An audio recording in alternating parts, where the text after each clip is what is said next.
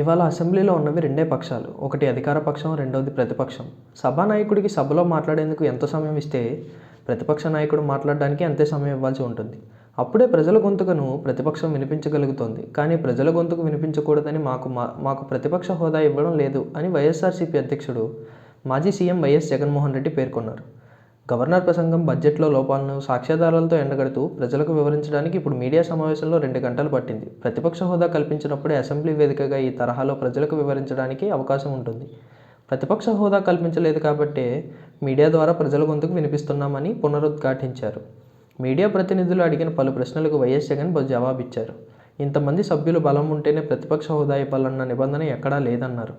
ఆ ప్రభుత్వం అధికారంలో ఉన్నప్పుడు ఢిల్లీ అసెంబ్లీలో 3 సభ్యులే ఉన్న బీజేపీకి ప్రతిపక్ష హోదా ఇచ్చారని గుర్తు చేశారు. వైఎస్ఆర్సీపీ ప్రభుత్వం అధికారంలో ఉన్నప్పుడు టీడీపీకి 23 మంది సభ్యులే ఉన్నప్పుడు వారిలో 5 ఎమ్మెల్యేలు పక్కన కూర్చున్నారు.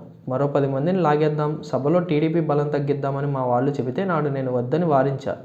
చంద్రబాబుకు ప్రతిపక్ష హోదా ఇచ్చాం, అసెంబ్లీలో ఎంత సమయం మాట్లాడతావో మాట్లాడు అంటూ చంద్రబాబుకు మైక్ ఇచ్చాం. ఇప్పుడు మాకు ప్రతిపక్ష హోదా ఇవ్వడం లేదు. ఇది చంద్రబాబుకు మాకు ఉన్న తేడా అని చెప్పారు. గ్రాడ్యుయేట్ ఎమ్మెల్సీ ఎన్నికల్లో రిగ్గింగ్ చేయడం ఎప్పుడైనా చూసామా? ఇక్కడ చంద్రబాబు చేశారు. అయినా ఉత్తరాంధ్ర టీచర్ల ఎమ్మెల్సీ ఎన్నికల్లో మాస్టర్లు కూటమి ప్రభుత్వానికి గట్టిగా బుద్ధి చెప్పారు కదా, ఎందుకంటే అక్కడ రిగ్గింగ్ సాధ్యం కాదు అని అన్నారు. కారణం టీచర్లు, ఓటర్లు, ఏజెంట్లు కాబట్టి అని మరో ప్రశ్నకు వైఎస్ జగన్ సమాధానం పేర్కొన్నారు. పవన్ కళ్యాణ్ కార్పొరేటర్కి ఎక్కువ, ఎమ్మెల్యేకి తక్కువ అని అన్నారు. జీవితకాలంలో తొలిసారి ఆయన ఎమ్మెల్యేగా ఎన్నికయ్యారు అంటూ ఇంకో ప్రశ్నకు బదులిచ్చారు. చంద్రబాబు మోసాలు ఏ స్థాయికి చేరుకున్నాయంటే చిత్తూరు జిల్లా గంగాధర, నెల్లూరు బహిరంగ సభలో రాష్ట్ర అప్పులు 10 లక్షల కోట్లని అబద్ధాలు చెప్పారు. ఎన్నికలకు ముందు 14 లక్షల కోట్లు అన్నారు. ఆ తర్వాత 12 లక్షల కోట్లు అన్నారు. గతేడాది బడ్జెట్లో గవర్నర్ ప్రసంగంలో 10 లక్షల కోట్లని చెప్పించారు. రాష్ట్రానికి అప్పులు ఎంత ఉన్నాయన్నది కాగ్ రిపోర్ట్లో ఉంది. 2023-24లో కాగ్ అకౌంట్స్లో అప్పులు 4,91,734.11 కోట్లు కాగా ప్రభుత్వం గ్యారంటీ ఇచ్చిన అప్పు 1,54,797.11 కోట్లు. రెండూ కలిపితే మొత్తం అప్పులు 6,46,531 కోట్లు అని వైఎస్ఆర్సీపీ అధ్యక్షుడు, మాజీ సీఎం వైఎస్ జగన్మోహన్ రెడ్డి పేర్కొన్నారు. తాడేపల్లిలోని వైఎస్ఆర్సీపీ కేంద్ర కార్యాలయంలో వైఎస్ జగన్ బుధవారం మీడియాతో మాట్లాడారు. 2018-19 నాటికి, అంటే చంద్రబాబు ప్రభుత్వం దిగిపోయే నాటికి రాష్ట్ర అప్పు 2,57,509 కోట్లు, ప్రభుత్వం గ్యారంటీ ఇచ్చిన అప్పులు 55,508 కోట్లు. రెండూ కలిపి 3.13 లక్షల కోట్లు అప్పులున్నాయని తన తొలి బడ్జెట్లోనే చంద్రబాబు ప్రకటించారు. ఆ అప్పులు మా ప్రభుత్వం దిగిపోయే నాటికి 6.46 లక్షల కోట్లుగా చేరాయి. వాస్తవాలు ఇంత స్పష్టంగా కనిపిస్తున్నా ఇంకా దుష్ప్రచారం చేస్తూనే ఉన్నారు అని అన్నారు. చంద్రబాబు ఎంత దుర్మార్గుడు, అన్యాయస్తుడు అంటే మొన్న చిత్తూరులో గంగాధర, నెల్లూరు పబ్లిక్ మీటింగ్లో రాష్ట్ర అప్పు 10 లక్షల కోట్లని చెప్పించారు.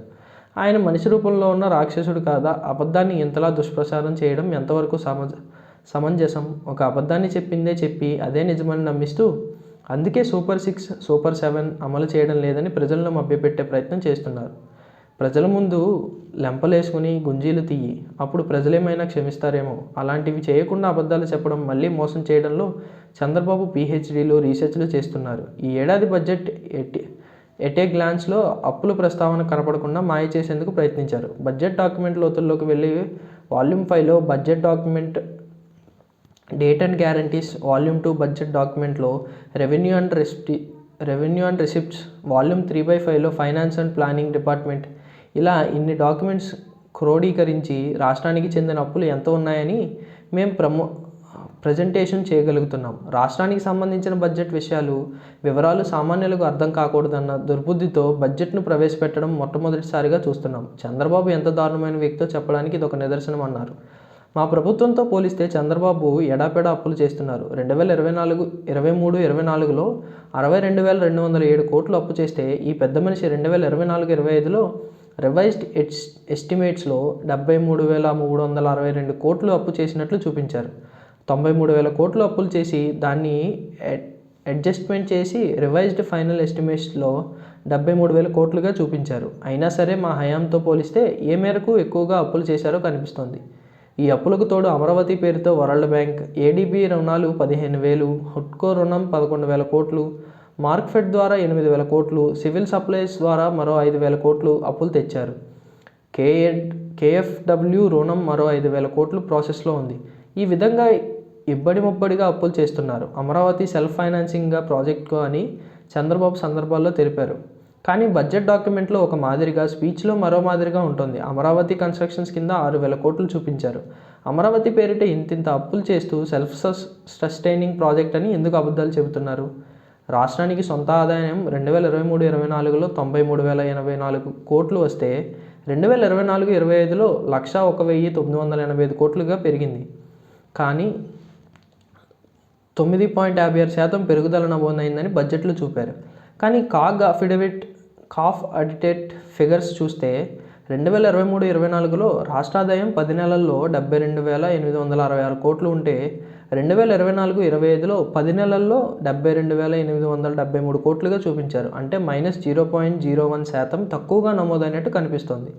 2 నెలల్లో ఏకంగా 101,985 కోట్లకు పోతోందని చూపిస్తున్నారు. 2025-26లో 25.63% పెరుగుదల చూపిస్తూ 128,125.82 కోట్లకు పెరుగుతుందని చూపిస్తున్నారు. ఎందుకింత అబద్ధాలు ఆడుతున్నారు? ఎందుకింత మోసాలు చేస్తున్నారు? ఆదాయాలు రాష్ట్ర ప్రభుత్వానికి ఖజానాకు రావడం లేదు. ఇసుక, మద్యం, క్వార్ట్స్, సిలికా ఏదైనా సరే చంద్రబాబు మనుషుల జేబుల్లోకే వెళ్ళిపోతున్నాయి. నాన్ ట్యాక్స్ రెవెన్యూ కింద మిస్లీనియస్ జనరల్ సర్వీస్ కింద ఆశ్చర్యకరమైన విషయం ఒకటి ఉంది. 2024-25 రివైజ్డ్ బడ్జెట్లో 226.43 కోట్లు చూపిస్తే 2025-26 బడ్జెట్కు సంబంధించి 7,916.60 కోట్లుగా చూపిస్తున్నారు. మిస్లీనియస్ జనరల్ సర్వీస్ అంటే ఏమిటి? ఏ విధంగా బాధపోతున్నారు? ఏం చేయబోతున్నారో ఆర్థికవేత్తలకు కూడా అర్థం కావడం లేదు. ల్యాండ్ రెవెన్యూస్ కింద రివైజ్డ్ ఎస్టిమేట్స్ 1,342 కోట్లు చూపిస్తున్నారు. ఈ 10 నెలల కాలానికి వచ్చింది 196 కోట్లు. అంటే రైతులను శిస్తు, నీటి తీరువాత ఈ 2 నెలల్లో బాదుతారా? ఏ విధంగా వసూలు చేయబోతున్నారు? 2023-24లో మూలధన వ్యయం 23,330 కోట్లు కాగా ఉంది. 23-24లో 10 నెలలతో ఇప్పుడు గత 10 నెలల కాలాన్ని పోల్చి చూస్తే నాడు మేము 20,942 కోట్లు ఖర్చు చేస్తే చంద్రబాబు ఇప్పుడు 10,854 కోట్లు మాత్రమే వ్యయం చేశారు. మాకంటే 3.18% ఎక్కువ ఖర్చు చేశామని చూపించేందుకు రివైజ్డ్ ఎస్టిమేట్స్లో 15,000 కోట్లు ఖర్చు చేయబోతున్నట్లు చూపించారు. ఇంకా ఆశ్చర్యకరమైన విషయం ఏంటంటే 2025-26లో మూలధన వ్యయం 40,000 కోట్లుగా చూపిస్తున్నారు. ఇంత దారుణంగా లెక్కలు చెబుతూ మోసాలు చేస్తుంటే ఏమనాలి ఈ మనిషిని? ఎస్ఓపి 2023-24 కన్నా 9.5% ఎక్కువ పెంచి చూపిస్తున్నారు. వీటన్నింటినీ పెంచి జిఎస్డిపిని కూడా పెంచి 12.94% పెరుగుతుందని తప్పుడు లెక్కలు చూపుతున్నారు. 2025-26లో 3,22,359 కోట్ల బడ్జెట్ అంకెల గారడీ కదా. ఇవన్నీ మోసం కాదా? దీన్ని బాహుబలి బడ్జెట్ అనడం మీకు మాత్రమే చెల్లుతోంది అని అన్నారు.